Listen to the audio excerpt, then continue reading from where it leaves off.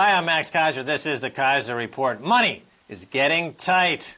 I'm reading that the state of Ireland is actually scavenging the seafloor looking for copper left by the telecommunications industry to sell for scrap. They're drudging their own seabed for scrap copper. That's how bad it is in Ireland and around the world. Let's get all the updates from Stacy Herbert. Max, actually, you know, that story reminds me of the 70s when inflation was raging and money was tight and oil in particular was out of control in price. But the 70s also reminds me of Times Square when you had a lot of hustlers there shaking you down. I still have my leisure suit. Or leisure suit, as much of the world calls them. So the first headline, though, reminds me of these Times Square's hustlers. Congressman pulls support for Libya rebels. U.S. Congressman Dana Rohrabacher, a strong supporter of the Libyan people's uprising, announced his withdrawal of support for them because the revolutionaries were not agreeing to repay U.S. for the expenses in helping them attain freedom. Like I said, he's a hustler, right? He's like one of these con men that throw a ring, a gold ring in front of you walking through the streets of Paris. And they say, here, I found this wonderful ring. Here, have it. You take it. And oh, by the way, their thugs chase you down and try to shake you down for some money for it.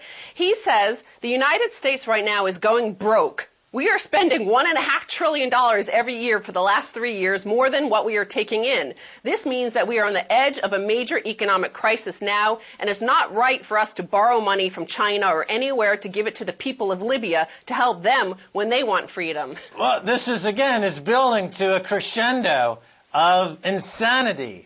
Every time they open their mouths, they're just adding to a case that can be made for what I call the American suicide cult. People actually drinking the cyanide of debt-financed foreign excursions. His own argument, the Libyan rebels could say to him, well, stop fighting wars all over the place and maybe you won't go broke. He sounds like Louis XV. You know, he financed the American Revolution. And what happened? His head got chopped off because the nation went broke. What are the economics here? In other words, the point, supposedly, is that you free the people and it creates a bump in global GDP and the U.S. benefits through this down the road at some point. It's not that the U.S. is just renting its psychopathic, sadistic, armed militia and mercenaries for a few days, and now they want to get paid. Is Blackwater just a pay for assassination squad? And now they're saying that, oh, you didn't pay us the money, we rented out our assassins to go cause mayhem in your country. You owe us money? Or is there, I thought this was some political angle to it. No, it's a collapse of an empire, and this is how Rome fell apart. And I actually want to show you this little video to introduce you to Dana Rohrabacher so you know who he is. This is him performing a song that he wrote and is singing. God bless our freedom, and God bless the people who work every day. God bless the folks who built this great country. God bless our rights. So the song is called God Bless Us All, and if you look at that little plaque, let's look at a close-up of the plaque there. Yeah.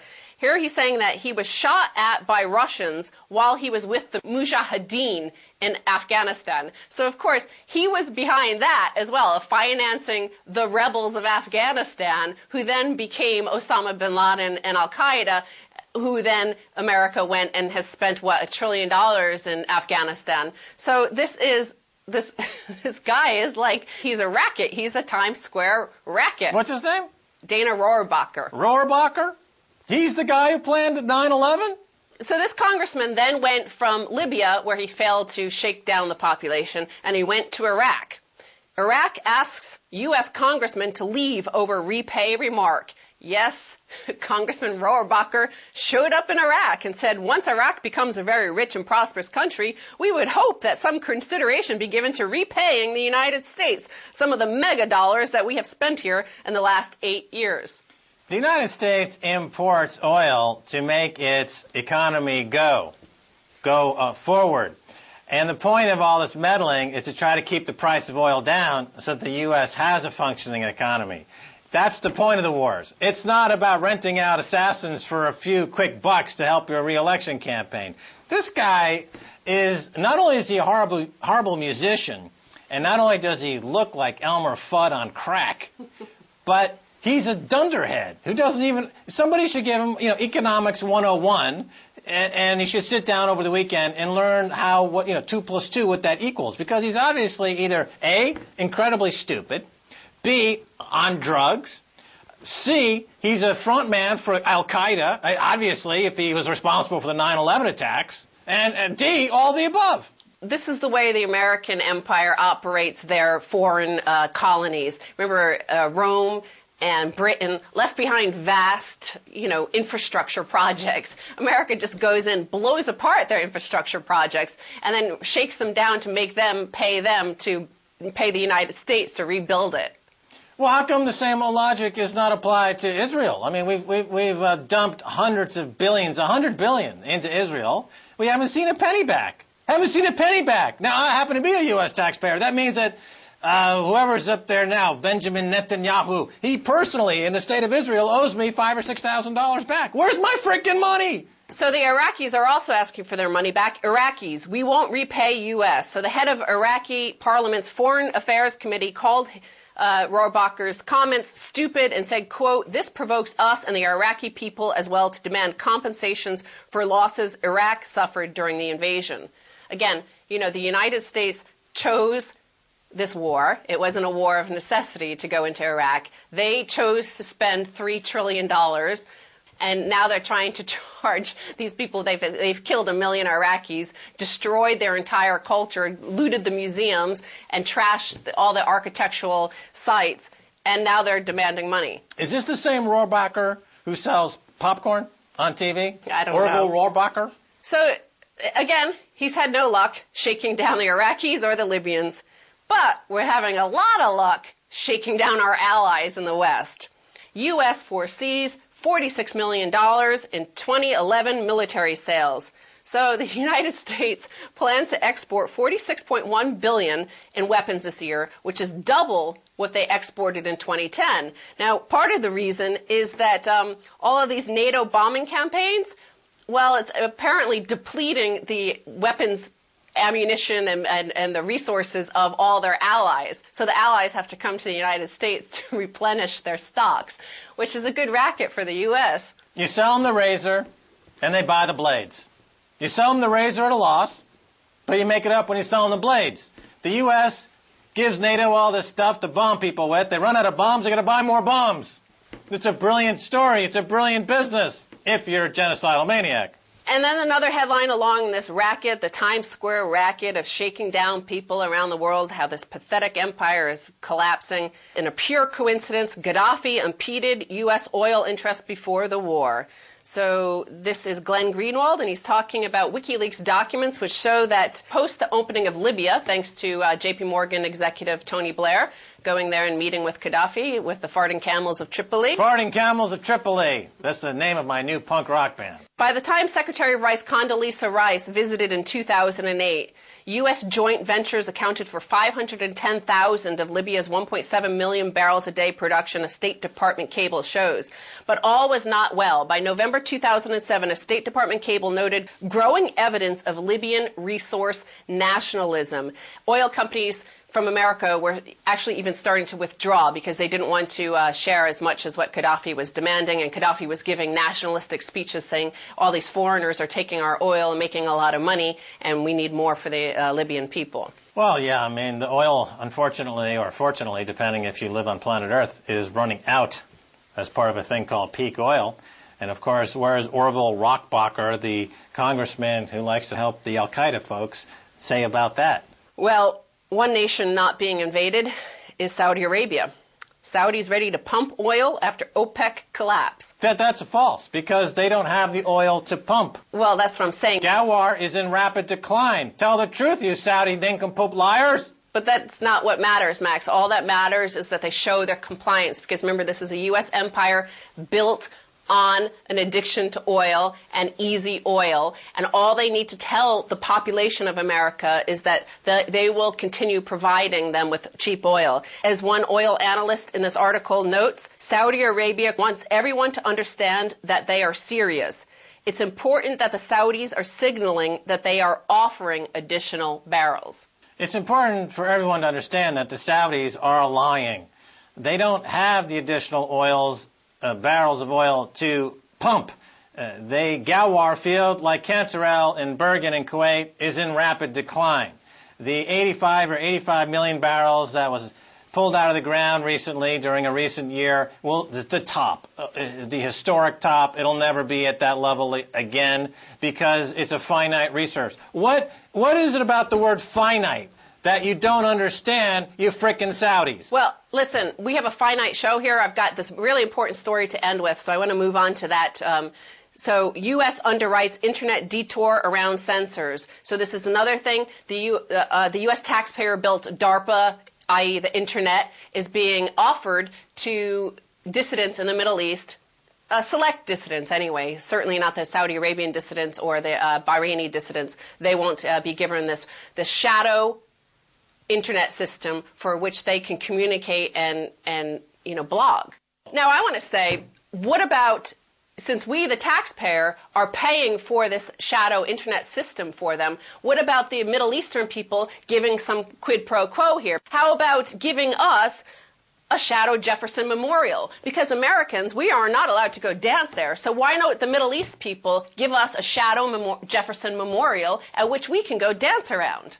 You want a shadow Jefferson Memorial built somewhere in the Saudi Peninsula for us to dance as Americans? Well, because as American Adam Kokesh right here on RT went to dance in front of the Jefferson Memorial, and he was beaten and repressed by the police, and the Obama administration is deploying a shadow Internet system and mobile phone systems that dissidents can use to undermine repressive governments. Yeah, and what better to dance to than disco, another genius invention of the 1970s. Stacy Herbert, thanks so much for being on the Keiser Report. Thank you, Max. Don't go away. Much more coming your way, so stay right there.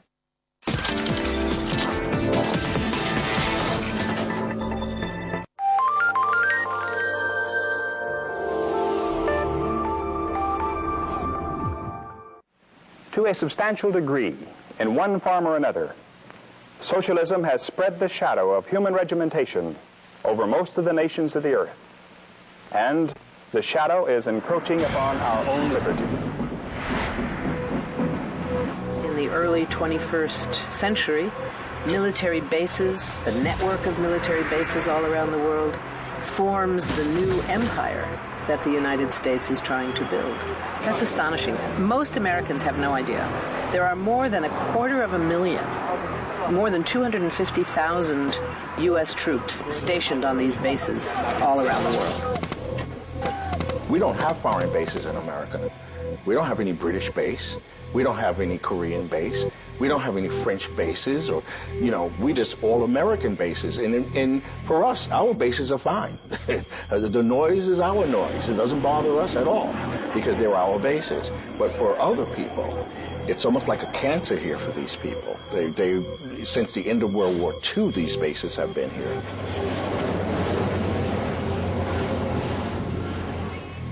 We're here to provide a safe and secure environment for everybody.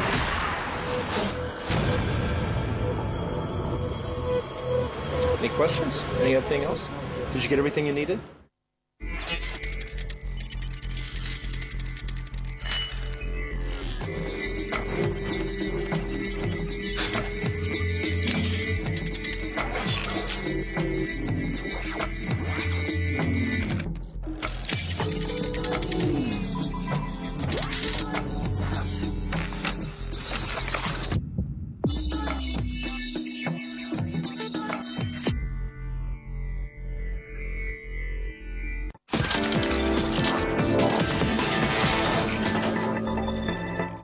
Hi, I'm Max Keiser. Welcome back to the Keiser Report. Time now to go to New York City and talk with Saifedean Ammous, a visiting scholar at the Center on Capitalism and Society at Columbia University and a professor of economics at Lebanese American University. Saif, welcome to the Keiser Report. Thank you for having me, Max. All right. Saif, you recently wrote a piece for the Financial Times called Too Much Aid Will Hobble the Arab Spring. First, tell us what are the economic issues behind the Arab Spring, and then whether this Western aid and debt will address any of these economic issues. A lot of these problems were economic. It wasn't exclusively economic, but a lot of it was economic. And the real economic problems, I feel, are the government control over the various sectors of the economy, which was something that was strengthened over the past couple of decades through international institutions' supervision of privatization programs, which ended up strengthening the hand of the Mubarak and Ben Ali regimes in those countries and allowing them and their cronies to control more and more of the economic activity of the country, and which enriched them while at the same time denying a lot of economic opportunities for everybody else in society. I think this was the thing that the people of those countries revolted against, and if you look at the slogans and if you look at what the revolutionaries were saying on the street, it had a lot to do with this. It had a lot to do with the corrupt people that surrounded the regime that controlled all of the economic activity that went on. Now, after those regimes are toppled, it's very unfortunate, I feel, that we're seeing a repeat of all the same economic policies and all the same economic mistakes that led to this situation in the first place.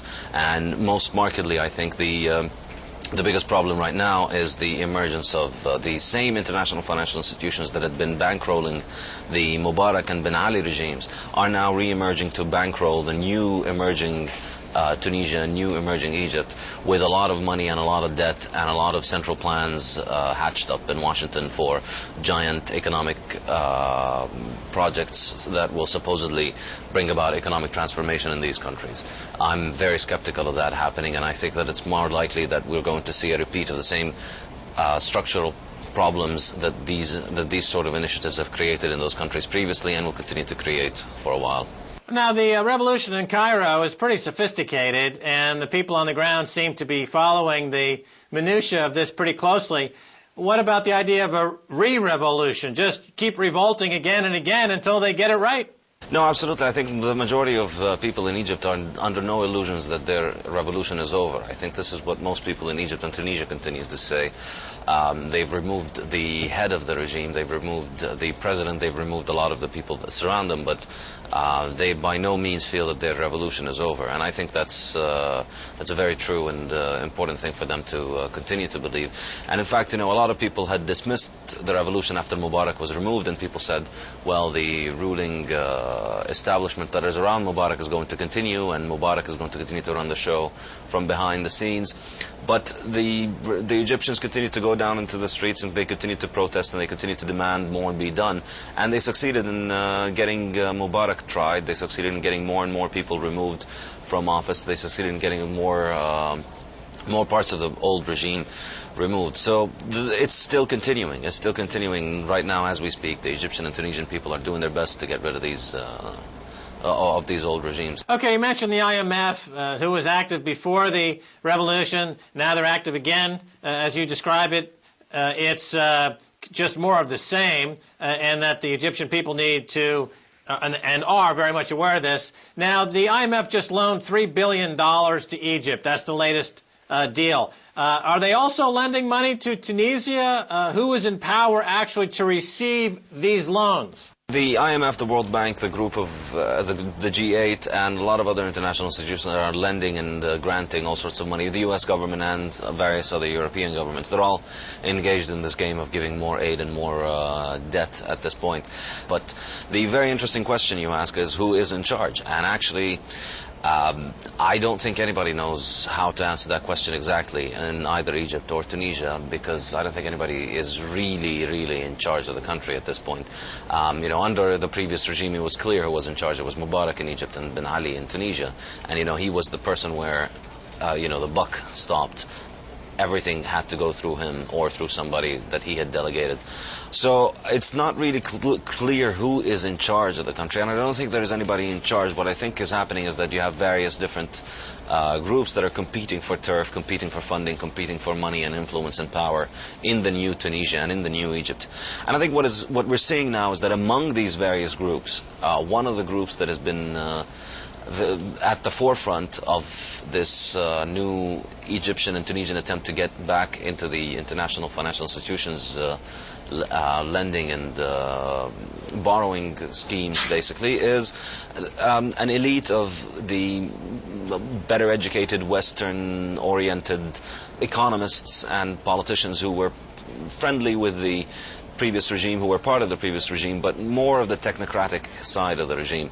Those people right now are continuing to basically with this to do the same sort of projects that they used to do under the Mubarak regime.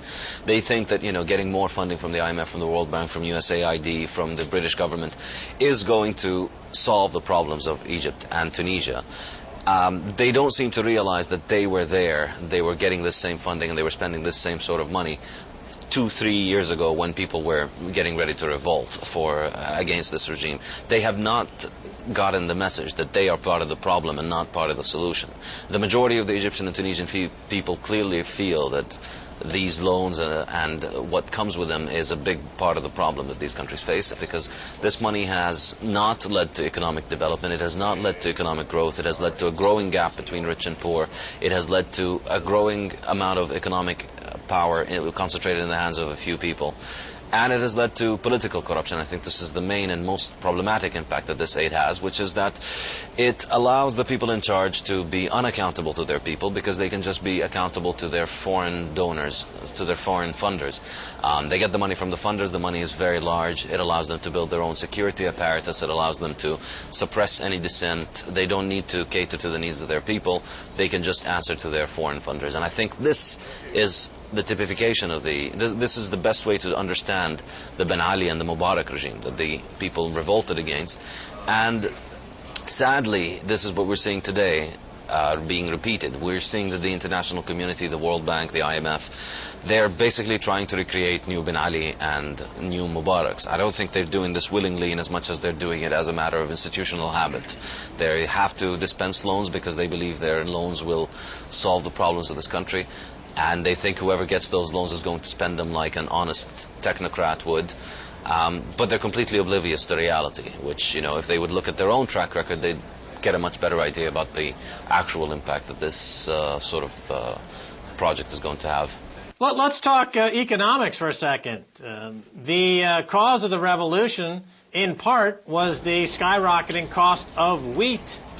Now, when you throw a lot more money into the mix, coming in through IMF aid, let's call it, you're actually exacerbating that trend, and you're going to cause the price of wheat and other commodities to continue to go higher, which is only going to inflame tensions on the street. So there's a basic economic disconnect for those offering these loans and the effect that they have on the price of wheat and how that price is creating the revolution. Is it the IMF or just simply incapable of basic arithmetic, or are they just all political hacks looking to get some kind of free ride on the back of an impoverished Egyptian population? Excellent question, Max, but I don't think I could psychoanalyze IMF loan officers and economists to be able to analyze it. But no, you're absolutely correct in that this idea of spending a lot of money doesn't make sense to treat a problem of inflation. It's the basic economics tells us that that's nonsense. Unfortunately, not a lot of people around the IMF and the World Bank. But the psychology is clear. President Bush and Obama have said that the U.S. is addicted to oil. So how can they possibly act as a broker in the region when they are pathologically unable to do so? The cause of the rise in prices of wheat and basic staples obviously was not an Egyptian or Tunisian exclusive issue. The reason for the price rises is global, and I personally believe that it has to do with the inflationary monetary policy of the U.S. Federal Reserve. But the local policies that those governments took against these price rises also exacerbated it. So in Egypt and in Tunisia, they tried to impose price controls. They tried to impose they tried to put subsidies. This is before the regimes fell. This is during the rule of Mubarak and Ben Ali. The government did all these very wrong IMF prescriptions, like subsidizing food, and you know, it didn't work. It only exacerbated the problem, because basic economic common sense tells us that it doesn't work.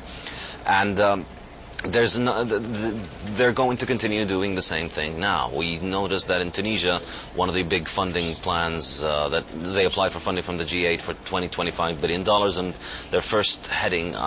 their first item for which they wanted to spend money on was massive food and basic staples subsidy. But this, again, completely ignores the point of what the real problem was behind the revolution.